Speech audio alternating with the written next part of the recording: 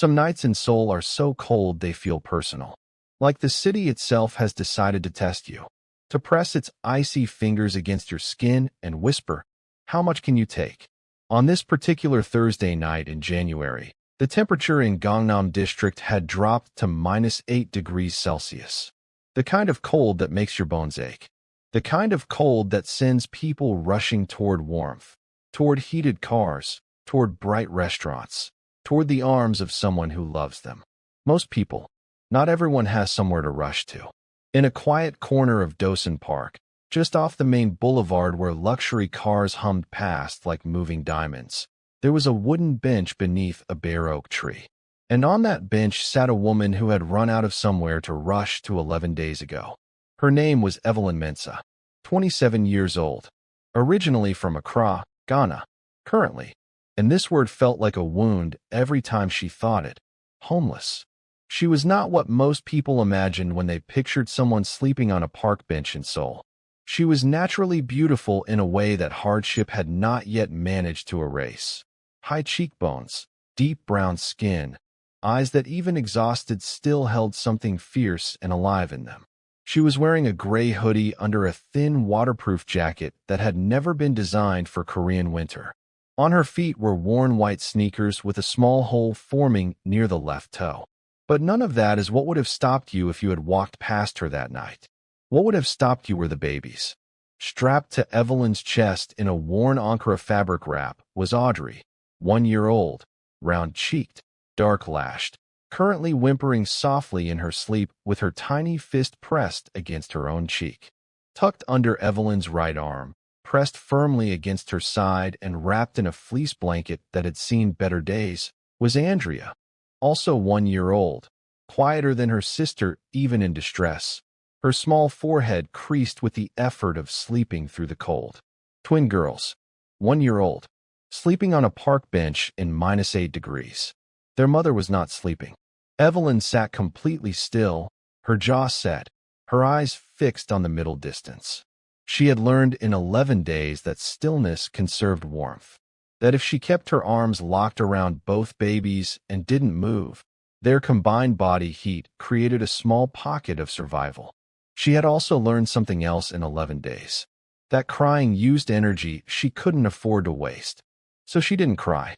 She just sat and breathed and held her daughters and repeated the only thought that had kept her moving since the night everything fell apart in Accra 14 months ago. We will be okay. We have to be okay. I will make us okay. The park was not completely empty. Occasionally, a couple walked past on the main path, too absorbed in each other to notice the bench in the shadows. A security guard on a distant corner stamped his feet for warmth. Somewhere across the boulevard a restaurant was closing, the muffled sound of chairs being stacked drifting through the cold air. Seoul at midnight, glittering and indifferent. Then headlights swept across the park.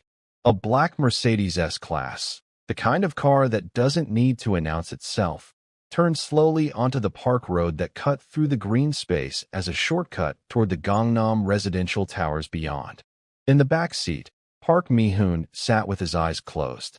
38 years old, CEO of Park Holdings, a conglomerate whose reach touched real estate, technology, and hospitality across 6 countries. The kind of man whose name appeared in financial newspapers and whose face appeared on the covers of business magazines with headlines like "The Coldest Mind in Korean Business" and "Park Mi-hoon. Is there anything he can't control?" Tonight, he was exhausted. 14 hours of back-to-back board meetings. A merger negotiation that had gone 3 hours over schedule. 2 phone calls with Tokyo. 1 uncomfortable dinner with investors where he had smiled exactly as many times as was professionally necessary, and not once more. His eyes were closed. His mind was finally, mercifully, going quiet. Then something made him open them. He didn't know what it was. A movement in his peripheral vision. An instinct. Something. He turned his head toward the park window. For exactly 3 seconds, as the car moved past, the headlights illuminated the bench beneath the oak tree. A woman. 2 small bundles pressed against her body. A face that was not asking for help, but was beyond the point where pride could fully hide desperation. 3 seconds. Then darkness again as the car moved on. Mi-hoon sat forward. Driver. Yes, sir. Stop the car. Before we go further, if you're new here, welcome to AfroCo Secret Stories. Hit that subscribe button right now because we drop a brand new story every single week and you don't want to miss what's coming. Now let's get back to Evelyn. To understand why Evelyn Mensah was sitting on a park bench in Seoul in January, you have to go back. Not just a few months. Further than that, you have to go back to Accra, Ghana, 14 months earlier. Evelyn had grown up in a middle-class family in the Labwan neighborhood of Accra. Her father, Joseph Mensah, was a retired civil servant who ran a small printing business from a shop near their home. Her mother, Grace, taught primary school and made the best groundnut soup in the neighborhood, a fact she stated herself regularly and without apology. They were not wealthy, but the home was full of food, full of noise, full of the particular warmth that comes from a family that genuinely likes each other. Evelyn was the middle child between two brothers, Kofi, 3 years older, who worked at a bank and thought very highly of himself, and Emmanuel, 4 years younger, who was still in university and thought highly of everyone. She had studied accounting at the University of Ghana, graduated with honors, and landed a position at a mid-sized financial firm in the cantonments area. She was good at her job, precise, thorough, with a mind that found patterns in numbers the way other people found pictures in clouds. She had plans, a master's degree, maybe abroad, London or Canada. She had a savings account she added to every month and a notebook where she had written the application requirements for 7 different programs. She was 25 years old, and her life was moving exactly where she had pointed it. Until the night of her uncle's birthday party. Her father's older brother, Uncle Richard, was a well-connected man in Accra, a property developer with a large house in airport residential, a driver, a membership at the most expensive golf club in the city. The kind of man who got things done and knew the right people and whose birthday parties were attended by people who wanted to know the right people. Evelyn had not particularly wanted to go. She had a report due on Monday, and she had planned to spend Saturday evening working on it. Her mother had insisted. Family is family, Evelyn. You can work on Sunday. So she went. The party was loud and warm and full of her father's generation talking about politics and property values. Evelyn spent most of the evening with her younger cousin near the food table, ate jollof rice, drank 1 glass of sabalo, and was mentally composing her exit by 9:30 p.m. That was when Mr. Darko found her. Kwame Darko, 44 years old, a business associate of her uncle's, a man who had been to the house before, who her parents greeted warmly, who had once given her father's printing business a large contract that had kept them comfortable for 2 years. A trusted man, a family friend. What happened in the back corridor of her uncle's house that night? She would spend months trying to find the right words for it, not because it was unclear. It was devastatingly clear, but because every word for it carried a weight that pressed down on her chest when she tried to lift it. She told her parents the next morning. She sat at the kitchen table with her hands wrapped around a mug of tea she wasn't drinking, and she told them everything. Every detail. Her voice shook, but she didn't stop until it was all out. The silence that followed lasted a long time. Her father spoke first. Are you sure you are not misunderstanding what happened? Those words. She would hear them for a long time. Her mother reached across and touched her hand. For a moment Evelyn thought, she believes me. But then her mother said, very quietly, Evelyn, Mr. Darko is a very important man, and Uncle Richard's relationship with him. Evelyn stood up from the table. She didn't say anything else that morning. Over the following 2 weeks, the family position solidified in the way that she had feared, but not fully allowed herself to believe. Her father spoke to Mr. Darko privately. She was never told what was said. Uncle Richard called to say that she seemed like a confused young woman and that he hoped she would think carefully before making accusations that could embarrass the family. Kofi told her flatly that she was going to destroy everything their father had built over a story nobody could prove. Emmanuel texted her privately to say he was sorry, but then went quiet when Kofi found out. Her mother stopped looking her in the eye. 6 weeks after the party, her father sat her down and told her it would be better if she found her own place. Just until things calmed down. She moved into a small rented room in OSU. 2 weeks later, she discovered she was pregnant. The next weeks were the loneliest of her life. She sat with the information for 5 days before she could think clearly. She considered every option, turned each one over, looked at it from every angle. On the 5th day, she felt the first flutter of movement. Just barely, like a whisper from inside. She put her hand on her stomach. "Two of you," the doctor would later tell her. Twins. She had sat in the plastic chair in that clinic and looked at the ceiling and thought, "Why are you making this harder?" And then, for the first and only time since the kitchen table conversation with her parents, she laughed. Really laughed. Because what else do you do when life piles impossible things in your lap except laugh at the absolute audacity of it? Two of you, she had thought, looking down at her still flat stomach. Fine, then I will fight twice as hard. She had a cousin, a distant one named Abina, who had moved to Seoul 3 years earlier and occasionally posted pictures of Han River and Korean street food on social media. They were not close, but Evelyn had her number. She called her. Abina sounded surprised, but warm on the phone. "Of course, come. I have a small place, but we will manage. Seoul is hard at first, but there is work if you look." Evelyn sold her laptop. Sold her good work clothes, the ones she had bought carefully over 3 years of paychecks. Sold the small gold earrings her grandmother had given her. She bought a one-way ticket to Seoul.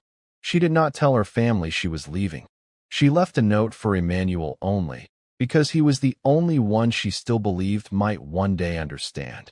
The note said simply, "I am going somewhere I can start again. Please don't worry about me. I know you couldn't fight for me, but I forgive you. Take care of yourself." She landed at Incheon Airport on a gray Tuesday morning, 4 months pregnant, with one large suitcase, a small backpack, and enough money to survive for approximately 6 weeks if she was careful. Abina met her at arrivals. The warmth lasted exactly 3 weeks. Abina's situation, it turned out, was more complicated than the social media pictures suggested. She was behind on her own rent, working double shifts, and sharing her tiny apartment with a boyfriend who had not been told about the incoming guest and did not adjust to the information well. By week 3, the apartment tension was unbearable, and Abina, apologetic and genuinely ashamed, told Evelyn she needed to find other arrangements. "I'm so sorry. I thought I could manage it. I really thought I could." Evelyn told her it was fine. She would figure it out. She found the Gazawan, a small building in Mapo district that rented micro rooms barely bigger than a single bed. The owner was a quiet man in his 60s named Mr. Beck, who charged a weekly rate and asked no questions. The room had a small window, a narrow bed, a wall-mounted television that received 4 channels, and a shared bathroom down the hall. It was the best place she had ever been grateful for. She downloaded Korean language apps on a second-hand phone she bought from a market stall. She studied every evening, whispering vocabulary to her growing stomach. She found a cleaning company that hired without requiring perfect Korean and started work immediately, scrubbing corporate office bathrooms and mopping marble lobby floors from 5 a.m. to midday. For 4 months this worked. She was heavily pregnant, but she was managing.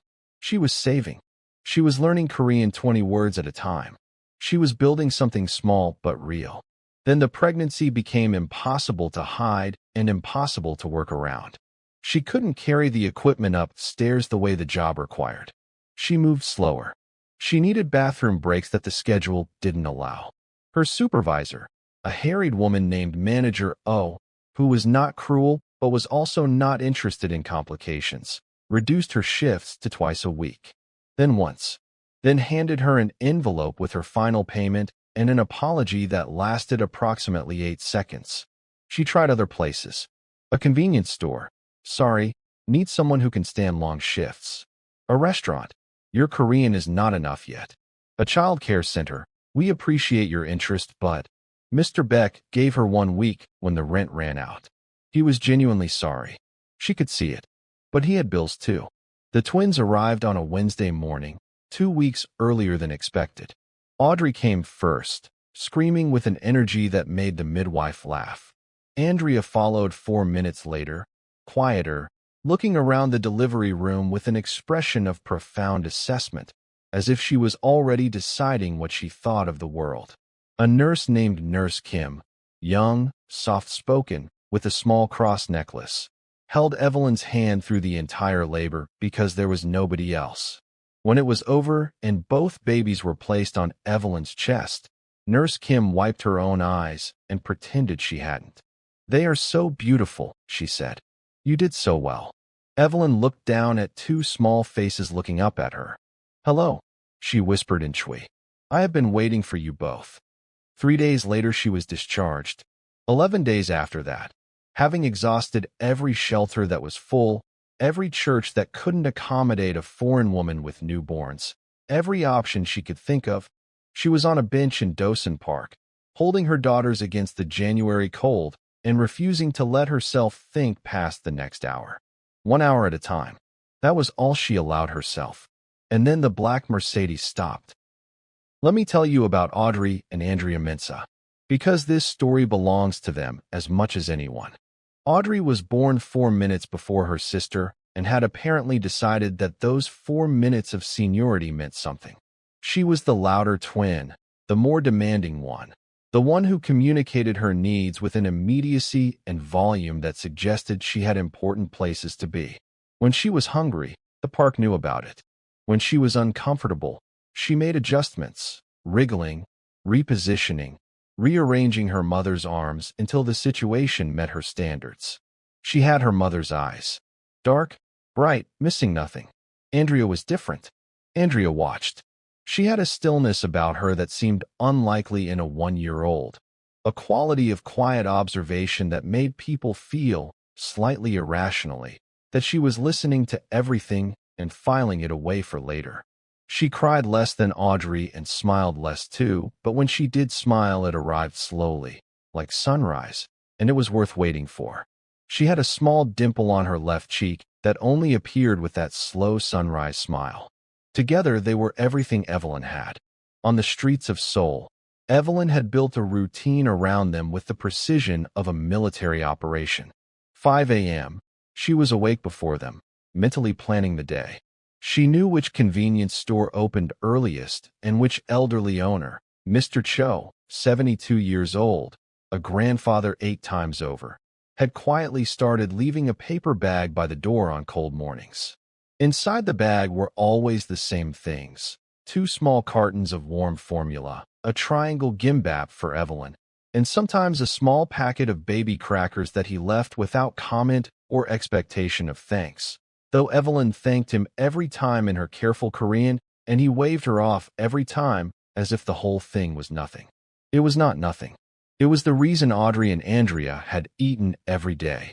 She knew which public bathrooms had the warmest water for washing the twins' clothes. She knew which sheltered corners of the park blocked the wind best after dark.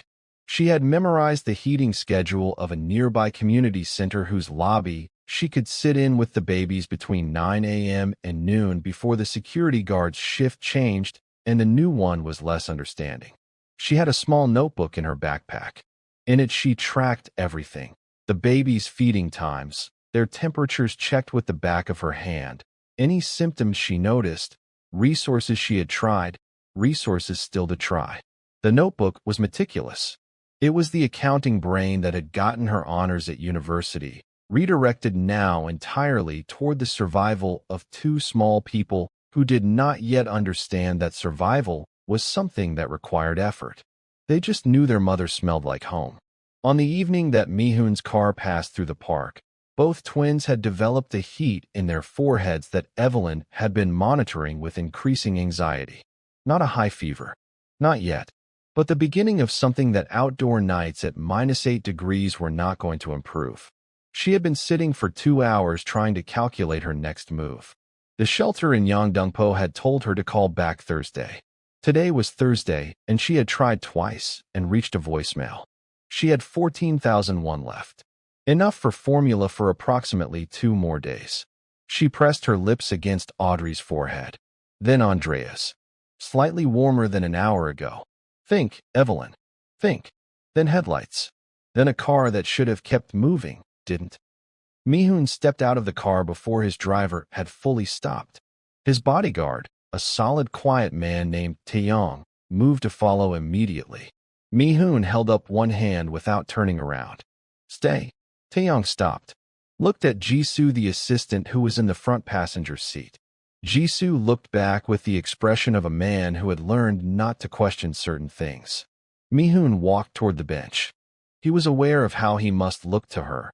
Tall, expensive coat, approaching in the dark.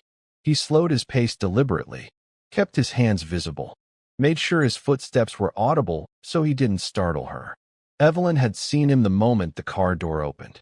She had straightened immediately, both arms tightening around the babies. Her face arranging itself into the expression she had developed over 11 days of being visible and vulnerable in a city that wasn't hers, composed, careful, giving nothing away. Her eyes tracked him the entire way across the grass. He stopped about 2 meters away, close enough to talk, far enough to not be threatening, or so he hoped. He spoke in Korean first. A habit. Are you all right? It's very cold tonight. She understood cold. She understood tonight. The rest she assembled from context and tone. We are fine, she said. In English. Her voice was steady and clear and carried a dignity that seemed almost defiant given the circumstances. Her accent was Ghanaian, warm consonants, musical rhythm. Thank you. The thank you was clearly a dismissal. Mi-hoon didn't move. He looked at the babies, at the flush on the cheeks of the one strapped to her chest, at the tiny forehead of the one under her arm, at the thin jacket that Evelyn was wearing as if it were perfectly adequate. He looked at the small bag on the bench beside her, at the notebook sticking out of the top of it, at the worn sneaker with the hole forming near the left toe. He didn't say anything about any of it.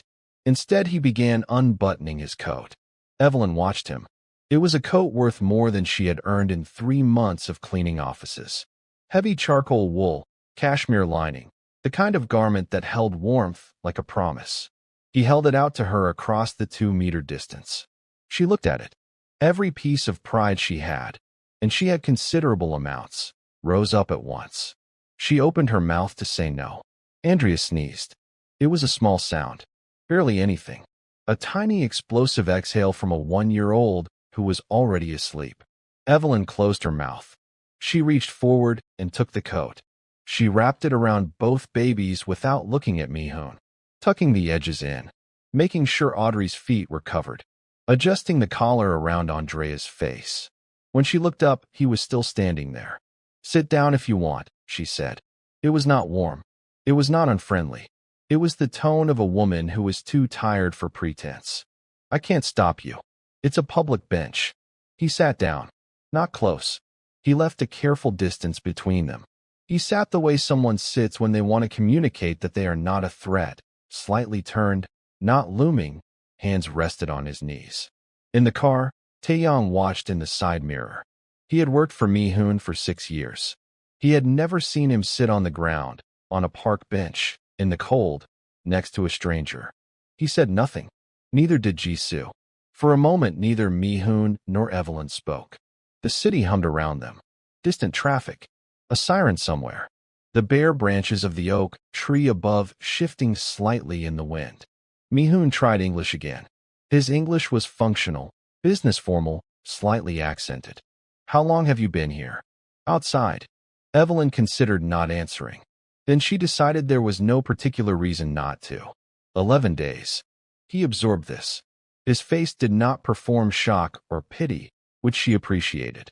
He just received the information. The babies, he said. How old? 1 year. Another silence. Audrey had woken up in her fabric wrap and discovered the cashmere coat lining. She was investigating it with the focused attention of a scientist, pressing her small palm against it repeatedly. Then she found Mi-hoon's sleeve.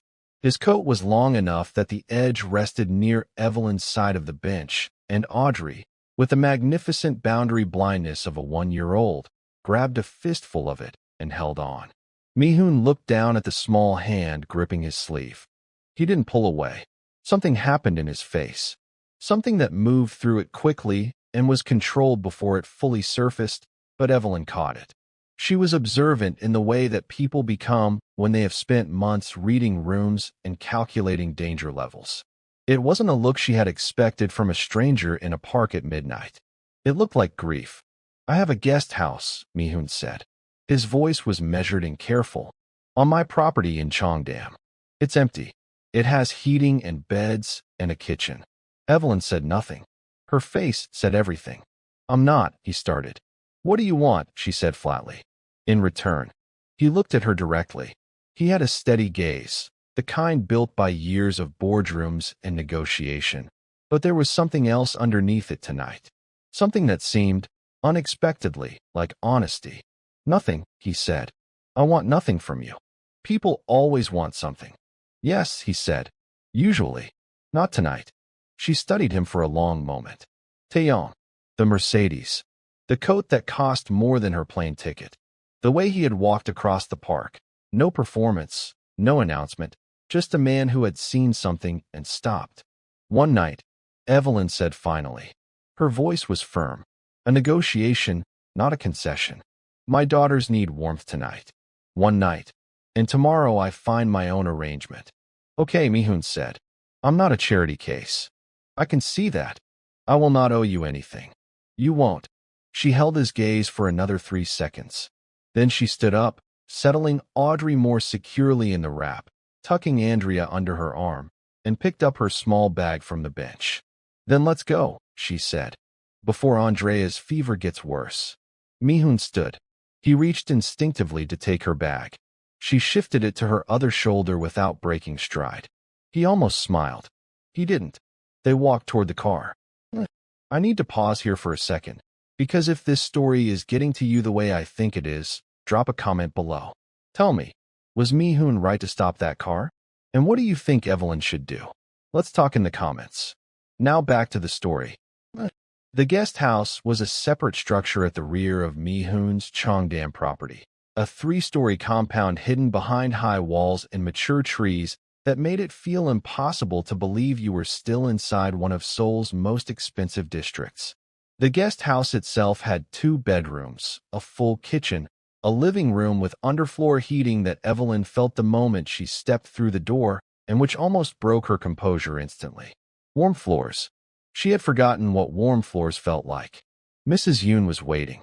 Mrs. Yoon was 68 years old, small and solid, with silver hair cut practically short and the efficient warmth of a woman who had spent decades caring for people and considered it her highest calling. She had worked for the Park family for 22 years, through Mi-hoon's parents, through his marriage to Seo-yeon, through the accident, through 3 years of watching a brilliant man slowly hollow himself out with grief and work in silence. She had received Mi-hoon's phone call 20 minutes earlier. "A mother and 2 babies. They need warmth and food. Please prepare the guest house." He had hung up before she could ask questions, which meant, she understood, there were no more details he was prepared to give on the phone. She had put the underfloor heating on at maximum. She had made doenjang jjigae, fermented soybean paste stew, because it was warming and substantial, and it was what she made for anyone who needed restoring. She had found the baby supplies that had been purchased months ago for a board member's visiting grandchildren and never used. She had put fresh linens on both beds and placed extra blankets at the foot of each. When Evelyn walked through the door with 2 babies and 1 bag, Mrs. Yoon looked at her for exactly 1 second. Then she stepped forward and said in careful English, "Come in. You must be cold. Let me take the babies." Evelyn's arms tightened automatically. Mrs. Yoon nodded, understanding. "Just for the bath. I'll stay where you can see me the whole time. You come too. Eat first or bath first. You choose." The combination of warm floors, the smell of hot food, and the word bath applied to her daughters, whom she had been washing in sink water for 11 days, dissolved the last of Evelyn's formal composure. Not into tears, into action. "Bath first," she said. "For them. Then food." Mrs. Yoon nodded and led the way. Mi-hoon did not go to the guest house. He stood for a moment in the main house hallway after Taeyong, had driven away and Ji-soo had said goodnight. The house was what it had been for 3 years, large and silent, and full of things that reminded him of a life that no longer existed in the form he had imagined it.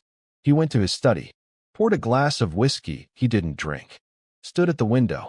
From a certain angle, across the garden, you could see one light in the guest house where the bathroom was. He was not watching it. He was standing at the window, and it happened to be visible.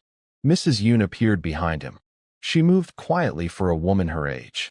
"The little ones have fevers," she said. "Mild. I've given them medication from the cabinet. They are in the warm bath. The mother is. She is very strong." "I know," Mi-hoon said. A pause. "You're standing in front of her room," Mrs. Yoon said. Mi-hoon turned from the window. Mrs. Yoon was looking at him with the particular expression she reserved for things she observed but had decided, for the moment, not to say out loud. She had many such expressions. He had catalogued all of them over 22 years. This one meant, "I see what is happening inside you, and I am not going to rush you." She left him to it. He stood alone in the study for another few minutes. Then he walked down the hall to the room he had not opened in 3 years. Seo-yeon's room. Not a bedroom. A small sitting room she had claimed as her own space, decorated in the warm, layered way she had done everything, with plants that someone now kept alive without discussion and books arranged by color, and a framed photograph of the two of them on Jeju Island the summer before the accident. He didn't go inside. He just stood in the doorway. He didn't know exactly what he was doing there. Something had been moved in him tonight, some locked thing that had shifted slightly on its foundations without warning. 2 babies, he thought. 1 year old. Their son would have been 3 years old now. He closed the door gently. In the garden, the guest house light moved from the bathroom window to the bedroom window. He went to bed. For the first time in months, he fell asleep before midnight. In the guest house bedroom, Evelyn sat on the edge of the bed. Both twins were clean and warm and fed, and sleeping on the enormous mattress surrounded by pillows Mrs. Yoon had arranged into a careful barrier. Their fevers had already begun to drop. Their small faces were relaxed in a way they hadn't been for 11 nights. Audrey had her thumb in her mouth. Andrea had her arms thrown above her head in the specific abandon of a baby who is finally completely safe. Evelyn looked around the room. Warm. Clean. Still. She looked at her daughters. Something built slowly in her chest. Pressure and relief and exhaustion and gratitude all compressed together into something that had no single name. She put her face in both hands. And then, quietly and privately, in a room that was warm and safe and borrowed, and possibly only for one night, she allowed herself to cry. Not sad crying. The other kind. The kind that comes when your body, which has been running on adrenaline and stubbornness and sheer refusal to fall apart, finally, briefly, gets permission to feel everything it has been carrying. She cried for about 4 minutes. Then she wiped her face, straightened her back, looked at her daughters again. Tomorrow, she thought. I will figure out tomorrow. She lay down on the bed beside them, on top of the covers with her clothes still on, and was asleep in less than 3 minutes. One night became 2. Andrea's fever climbed slightly on the second day. Not dangerously, but enough that moving her out into the January cold felt unconscionable. Evelyn spent the day in the guest house watching both babies carefully, using a thermometer Mrs. Yoon had produced along with a calm competence that Evelyn was beginning to understand was the woman's permanent mode of operation. Mi-hoon sent his personal physician, Dr. Han, a crisp, quiet man who arrived at the guest house at 8 a.m. with a bag and no expression of surprise at the situation, without mentioning he was doing so until Dr. Han was already at the door. Evelyn's jaw tightened when she understood what was happening. She let him in because Andrea's temperature was 38.4, and that mattered more than her pride. Early-stage respiratory infection, Dr. Han confirmed. Both of them, common in infants exposed to cold. They need warmth, rest, and these medications for 5 days. After that, they should be fully recovered. He left before Evelyn could ask what it cost. She found out from Mrs. Yoon that Mi-hoon had a standing medical account with Dr. Han's clinic. There was no invoice. There would be no invoice. Evelyn stood in the guest house kitchen for several minutes processing this. Then she went to the main house, for the first time, knocked on the door, and waited. Mi-hoon appeared in the doorway. He was in a suit, clearly about to leave for work, phone already in hand. "The doctor," Evelyn said. "I will pay you back. I don't know when, but I will. I want you to know that." He looked at her steadily. "You don't need to." "I know I don't need to," she said. "I want to. There's a difference." "A beat." "Okay," he said. She nodded. "Turned to go." "How are they?" he asked. She turned back. "Improving. The medication is working." He nodded. She left. He stood in his doorway for a moment longer than necessary before Jisoo appeared behind him and reminded him about the 7 a.m. conference call. One night became 1 week. A routine formed in the way that routines do. Not planned, just gradually true. Mornings. Evelyn was awake first. She had established a personal rule that she would not be a passive guest. She began appearing in the main house kitchen at 6 a.m., quietly helping Mrs. Yoon with preparation in the way one cook assists another, without being asked, without getting in the way, with a competence that made Mrs. Yoon note approvingly that the girl clearly knew her way around food.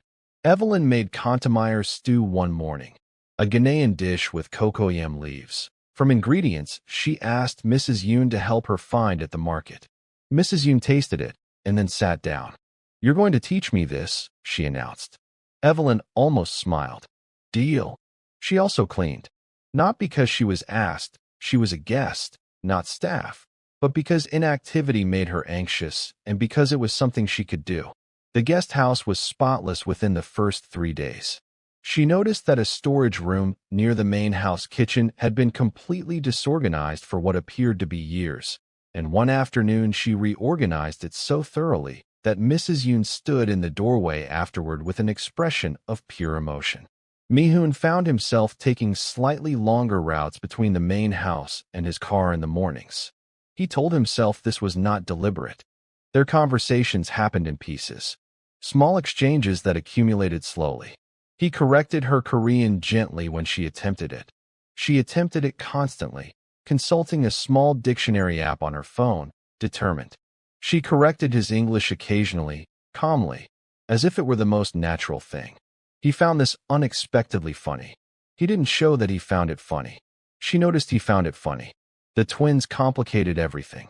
Audrey had identified Mi-hoon as interesting on day 2, possibly because he was tall, possibly because of the coat, possibly just because she was Audrey and she formed opinions quickly. Whenever he appeared in the garden where Evelyn sat with the babies in the afternoon sun, Audrey rotated toward him with both arms extended in the universal infant signal of "you will pick me up now." Mi-hoon was visibly unprepared for this. He was a man who controlled boardrooms. He negotiated deals worth billions. He had been described in print as possessing an almost inhuman calm under pressure. He was completely undone by a 1-year-old with her arms out. The first time he picked her up, he held her the way people hold objects they're unsure are valuable, carefully, stiffly, slightly away from his body. Audrey regarded this approach with apparent disapproval and grabbed 2 fistfuls of his shirt collar to reposition herself more to her liking. Evelyn watched this from the garden chair and said nothing. Her face was neutral. Her eyes were not. Andrea observed the entire situation from her position on the blanket with her characteristic assessment expression. Then Mi-hoon happened to glance at her. She gave him the slow sunrise smile. The dimple appeared. Mi-hoon looked at this small face smiling at him, and something moved through him that he had not felt in 3 years and could not immediately name. Mrs. Yoon, watching from the kitchen window, pressed her hand over her mouth. Then the complications came. Jisoo arrived at the guest house on a Thursday morning with the expression of a man delivering uncomfortable information. The board finance committee reviewed last month's personal account expenses, he said carefully. The doctor visit, the baby supplies, the additional grocery orders. Director Choi has submitted a formal query. Mi-hoon, who was in the main house study reviewing documents, did not look up. Tell Director Choi that my personal accounts are personal. He's framing it as a governance issue. He's suggesting the expenses indicate a personal situation that could create reputational risk for the company. Now Mi-hoon looked up. What exactly is he suggesting? Jisoo chose his words carefully. That there is a foreign woman of unclear status living on your property. That the nature of the arrangement is ambiguous. That shareholders. Enough, Mi-hoon said, quietly, which was, Jisoo knew, more serious than loud. Subin arrived on a Friday afternoon. She still had the access code to the main gate, a fact that Mi-hoon had simply never gotten around to changing in the 2 years since they had stopped whatever they had been to each other. It had never seemed necessary. She appeared occasionally at industry events, always perfectly composed, always managing to be photographed near him without it looking deliberate. She was 35, impeccably dressed, from a family almost as prominent as the Parks. She was genuinely beautiful and knew exactly how to move through a room. She had told 3 separate people, in the past year, that she and Mi-hoon had an understanding. Mi-hoon had never confirmed this because Mi-hoon had never been asked, and because the word understanding was doing significant heavy lifting in that sentence. She walked through the main gate and saw Evelyn in the garden. Evelyn was sitting on a blanket on the grass with Audrey and Andrea, who were practicing their standing. Pulling up on Evelyn's legs, and then collapsing, and then doing it again with the determination of people for whom the entire project of upright locomotion was extremely new and extremely important. Subin stopped. She looked at the scene for a moment. The young black woman, the 2 babies, the garden that she had always thought of in some private way as eventually hers. Then she assembled her expression and walked over. "Oh, how wonderful," she said in Korean, then switched smoothly to English when Evelyn looked up. "You must be Mi-hoon's guest." "I'm Subin, an old friend." "Evelyn," said Evelyn. She stood up without urgency, Audrey on her hip. The 2 women looked at each other. Both were intelligent. Both understood exactly what was happening in the pause between them. "The babies are beautiful," Subin said. "Mi-hoon has always been so generous. It's one of his most admirable qualities." The emphasis on generous was barely there. Just barely. "He is," Evelyn said evenly. "Excuse me, it's their nap time." She gathered both babies and went inside. Later that evening Mi-hoon was cold. Not rude, not unkind, but the warmth that had been building in small, careful pieces over a week was reduced, like a fire with something placed in front of it. He was brief during their evening exchange in the kitchen, answered Mrs. Yoon's questions in monosyllables, didn't take the longer garden route. Evelyn noticed at 6 p.m. By 8 p.m., she had already opened her notebook and was writing. Shelter contacts to follow up Thursday. Korean classes, Community Center in Mapo offers free beginners. Budget projection if I find work within 2 weeks. Mrs. Yoon sat down across from her at the kitchen table. "Whatever you're writing," she said quietly, "write it slower." Evelyn looked up. Mrs. Yoon's expression was the most direct it had been all week. "A woman came today," she said. "She makes him complicated. She always has. It is not about you." Evelyn looked at her for a long moment. Then she closed the notebook. "I don't depend on anyone's moods to know where I stand," she said. "I never have." "I know," said Mrs. Yoon. "That is exactly why you should stay. Things are about to get intense, and if you haven't subscribed yet, right now is the time. Hit subscribe and the notification bell so you never miss a story. Trust me, you're going to want to be here every week." She left on a Sunday morning. She had made the decision Friday night and spent Saturday being absolutely certain. Both twins were fully recovered. There was no medical reason left. There was no reason that belonged to her. She was up at 4:30, earlier than usual. She bathed both girls quietly, dressed them in the warmest clothes she had, supplemented now, she noticed, by several items that had appeared in the guest house closet over the past week that she had not purchased and had not asked about and had not returned because they fit Andrea and Audrey perfectly, and she was a mother before she was proud. She packed her bag. She stripped and folded the bed linens, both beds, exactly as she'd found them. She washed the cups and bowls she had used and returned them to their places. She wiped the kitchen counters. She found Mi-hoon's coat, laundered, because of course she had laundered it, folded it along its original creases, and placed it on the chair. She sat at the small desk and wrote the note. It took 4 attempts to get it right. Not because she didn't know what to say, but because she wanted to say it in a way that was honest without being heavy. He had given her daughter's warmth. That was real, and it was not small, and she would not leave without saying so. She wrote it. Thank you for your kindness. You gave my daughter's warmth when the world gave us nothing. I will never forget it. Evelyn. She put it on top of the folded coat. She lifted both babies, settled them against her, picked up her bag. She walked out of the guest house in the dark. Mi-hoon found the empty guest house at 6:15 a.m. He had been awake since 5, not unusual.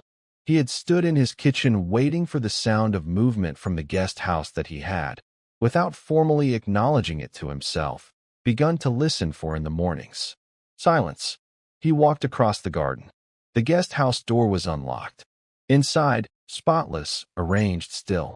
The beds made with a precision that felt intentional. The kitchen immaculate. The folded coat.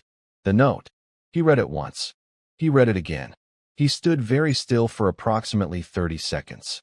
Jisoo. He was already calling before he reached the main house. I need you to find someone. Jisoo, who had been awake and working since 5:30 because his employer kept aggressive hours, answered on the first ring. Who? Evelyn Mensa. She left the property this morning. She'll be on foot with 2 babies. She can't have gone far. Check the bus terminals near Cheongdam first. Then the subway stations. A brief pause. Understood. Sir, if I may ask. Find her, Jisoo. Yes, sir. She was at a Gujong bus terminal. She had walked 40 minutes in the cold to get there. A fact Mi-hoon did not yet know, but which would hit him considerably later when he thought about it. 40 minutes. With 2 babies. In January. She was sitting on a bench, another bench, in the corner of the terminal near the heating vent. She had her notebook open. She was counting money. 14,001, and some coins from the bottom of her bag. She was calculating routes and times with the focused efficiency of someone who could not afford to think about feelings right now. Audrey was asleep against her chest. Andrea was awake, watching the terminal with her wide assessment eyes, occasionally patting Evelyn's arm as if to say, I'm here. I see you. Mi-hoon walked into the terminal alone. No driver. No Taeyong. No Jisoo. He had come by himself. Evelyn saw him the moment he entered. She watched him scan the terminal, the systematic sweep of someone who has negotiated many rooms, until he found her in the corner. He walked over. He sat down beside her on the bench. She did not look at him. She looked at her notebook. I wasn't asking you to leave, he said. You didn't have to, she said. Her voice was steady. Careful. I know when the situation has changed. What situation? I don't know her name, Evelyn said. The woman who came Friday. But I know that look. And I know I am not a complication someone else gets to manage. She is not, he started. Then stopped. He was a precise man. He did not want to be imprecise about this. She is not the reason for anything. Whatever you think you read on Friday, I owe you an explanation for that. I was handling something badly. You don't owe me anything. I think, he said quietly, that we have been disagreeing about what is owed since the first night. And I think you are wrong. She finally looked at him. I am not a man who does things carelessly, Mi-hoon said. He was looking at his hands. This was, she would later reflect, the most personal thing about the moment, that this composed, controlled man was looking at his hands instead of at her. I don't act on impulse. I stopped that car because something that I have not felt in 3 years told me to. I don't fully understand it, but I would like the time to. A long silence. You are the first, he started, then corrected. This past week is the first time in 3 years that I have felt like a person instead of a function. Evelyn looked at him for a long time. Andrea, who had been observing this entire conversation with her characteristic seriousness, chose this moment to reach sideways across Evelyn and grab Mi-hoon's index finger with her entire fist. He looked down at the small hand wrapped around his finger. He didn't pull away. Evelyn watched his face. Something about the way he looked at Andrea's hand, that same expression she had caught in the park, that flash of grief, suddenly made sense to her in a way it hadn't before. You lost someone, she said quietly. Not a question. He was still looking at Andrea's hand. My wife. 3 years ago. He stopped. She was pregnant. The terminal hummed around them. I'm sorry, Evelyn said. Simple and direct. Not too much. Just the right weight. He looked up at her. For a moment, neither of them was performing anything. Two people with too many losses between them, sitting in a bus terminal in Seoul at 7 a.m. with a baby holding one finger, as if she was responsible for keeping things together. Which, in the way of babies, she possibly was. Come back, Mi-hoon said. Evelyn was quiet. Not as a guest, he said. I spoke to my lawyer yesterday. There is a position, estate manager for the Cheongdam property. Real work. Real salary. Accommodation included as part of the package. Mrs. Yoon has too much to manage alone, and she would not admit it under any form of questioning. The corner of Evelyn's mouth moved. She seems like she manages everything perfectly. She does. She would still never admit needing help. You would not be receiving anything. You would be earning everything. Evelyn looked at her notebook. At the 14,000 won in coins. At Andrea's fist around his finger. At Audrey still asleep against her chest, peacefully unaware that her entire future was being decided in a bus terminal. You are very stubborn, Evelyn said. Yes, Mi-hoon agreed. So am I. I know. She closed the notebook. They came back. But things were different now in the way that things are different after two people have said true things to each other. The careful performance of the first week, her pride, his distance, was still there, but with gaps in it now. Breathing room. The following week, in the evenings after the twins were asleep, they talked. Really talked. Mi-hoon told her about Seo-yeon in a way he had told almost no one. Not the clean narrative version. She was wonderful. We were happy. There was an accident. The real version. What she laughed like. How she had rearranged every room she ever entered. How she had been the one person who never treated him like a corporation. How the night of the accident he had been arguing with her about something he could no longer remember. A small, stupid domestic thing. And those had been the last words between them before the crash. That last part. He had never said it out loud before. Evelyn listened the way good listeners do. Without rushing to fill the silence after. Without reaching for a silver lining. Just present. Then she told him her story. All of it. The kitchen table. Her father's question. Her mother's silence. Kofi and Emmanuel. The decision she made when she felt the first flutter. He listened the same way she had. When she finished, he said, You are the bravest person I have met. I'm not brave, she said. I just had no other choice. That, he said, is what brave is. The arrangement formalized. Evelyn's employment contract was drawn up by Mi-hoon's lawyer and reviewed by a different lawyer. One Mi-hoon hired specifically for Evelyn and paid for without mentioning it, so that she knew her rights and her position completely. She signed it understanding every clause. Her title was estate manager. Her salary was above market rate for the role.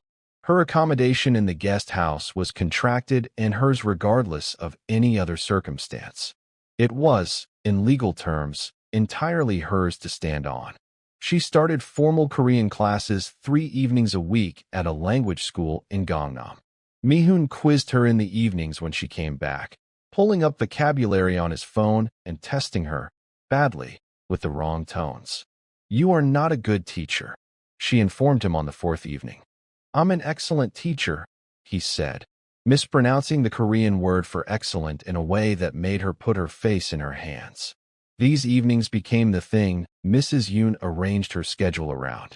She would appear with tea, leave it, and find very important things to do in other rooms. The twins thrived.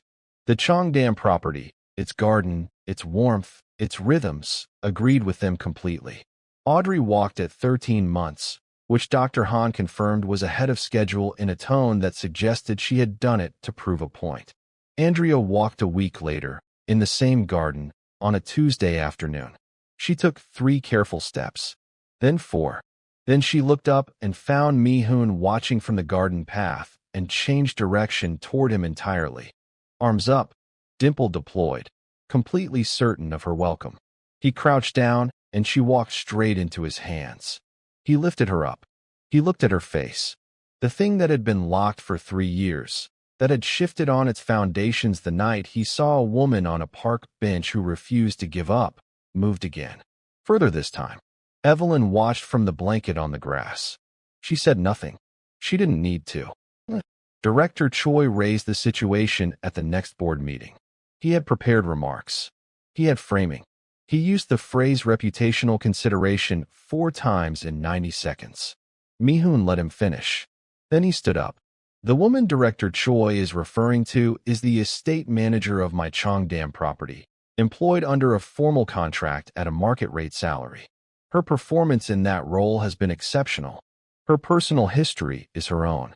Her character, which I will speak to directly since Director Choi has seen fit to make it a board matter, is one of the most integrity-filled I have encountered in this industry or outside it. He looked around the table. If anyone has further thoughts on my personal life as a board agenda item, I am happy to discuss them individually. After which I will remind you all that you were appointed to oversee a company, not a family. He sat down. Meeting adjourned. Ji-soo, collecting his papers at the end of the table, allowed himself approximately half a second of expression before returning to neutral. Soo-bin made one more attempt. She called Mi-hoon on a Thursday evening. Timed, he suspected, for when she calculated he might be alone and contemplative. I hear you've made some unusual staffing decisions, she said. The lightness in her tone was load-bearing. I've made several decisions recently, Mi-hoon said. Most of them good. A pause. Mi-hoon, we have known each other a long time. I just want to make sure you are thinking clearly. I have been thinking more clearly, he said, in the past 3 weeks than in the past 3 years. Good night, Soo-bin. He hung up. He put his phone face down on the desk. Then he went outside. The final scene was not planned. It was a Saturday evening in late February. The weather had softened slightly, still cold, but the edge was different. The first whisper of a season preparing to change. Mi-hoon was in the garden. Not standing at the window. Not on his way somewhere. Actually in the garden, on the grass, jacket off. In a way Mrs. Yoon would later tell Evelyn she had not seen since So-yeon was alive. Audrey and Andrea were conducting a thorough investigation of him, crawling over his legs, grabbing at his collar, pulling themselves to standing using his arm as infrastructure. He was letting them. He was, in fact, doing something that nobody from any of those business magazine profiles would have recognized. He was making faces at them. Audrey found this hilarious. She kept falling down from laughing and then pulling back up to demand another one. Evelyn came out from the guest house with 2 small cups of warm fruit puree. She stopped at the edge of the garden path. She watched him. In the kitchen window, Mrs. Yoon watched her watching him. Evelyn walked over and sat down on the grass near them. She handed Andrea her cup. Audrey, seeing the cup, immediately abandoned the face game and redirected her full attention toward the food. Mi-hoon held her steady while she ate. You are better with them than you think, Evelyn said. They have low standards, he said. They have very high standards, she said. Audrey doesn't like most people. You pass some test I don't fully understand in the first 5 minutes. The coat, Mi-hoon said. She decided the coat was acceptable. Evelyn smiled. Not the careful small expression she deployed in uncertain situations. A real one. Warm and unguarded. Mi-hoon saw it. He looked at her for a moment in the way that people look at things they have been approaching carefully and have just been allowed to see fully. You're not going anywhere, he said. It wasn't a question. No, Evelyn said. I'm not going anywhere. Andrea finished her puree and held the empty cup out toward Mi-hoon for him to take, with the matter-of-fact authority of a 1-year-old who has decided someone is responsible for logistics. He took it. In the kitchen window, Mrs. Yoon whispered the words to herself, the ones she had been holding since the night she watched a light go off in the guest house and felt something shift in a house that had been cold for 3 years. She's healing him. Some things don't announce themselves. The coldest nights don't come with warnings. They don't explain themselves. They simply arrive, and you find out what you are made of inside them. Evelyn Minsa arrived in Seoul with one suitcase, 2 daughters, and a kind of courage that didn't look like courage because it was too quiet. It looked like stubbornness. It looked like a woman counting 14,001 in a bus terminal. It looked like a note left on a folded coat that said thank you when it could have said so much more. Park Mi-hoon had built an empire out of precision and control and the absolute management of every variable that his life presented. He had survived the unmanageable by turning himself into something that didn't need warmth. And then a baby grabbed his finger. And then another one smiled at him with a dimple. And then a woman looked him in the eye in a park at midnight and said, "What do you want in return?" Because she had learned, in the hardest way, that there is no such thing as free. And he had said nothing and meant it, which was the most surprising thing she had encountered in 14 months of surprises. Nobody plans the things that save them. Audrey and Andrea Mensah came into the world with nothing but their mother's love and a stubbornness they had clearly inherited. They arrived in Seoul cold and small and sick on a park bench. They left that park bench and went to a warm house and a garden and a man who didn't know until the moment a baby grabbed his coat sleeve that he had been waiting for something to hold on to. All of them were broken in some way. All of them healed in pieces. That is how it usually works. One cold night. One car that stopped. One woman who was too proud to ask for help, but wise enough to accept a coat for her daughters.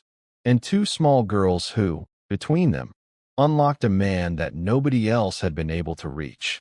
The coldest nights sometimes carry the warmest beginnings. You just have to make it through to the other side. That was today's story on Afro Coast Secret Stories. If this story moved you, please like this video. It helps more people find us. Share it with someone who loves a good story. Subscribe if you haven't already. And drop a comment telling me your favorite moment from Evelyn and Mi-hoon's story. We have a brand new story dropping next week. A completely fresh story you won't want to miss. See you then.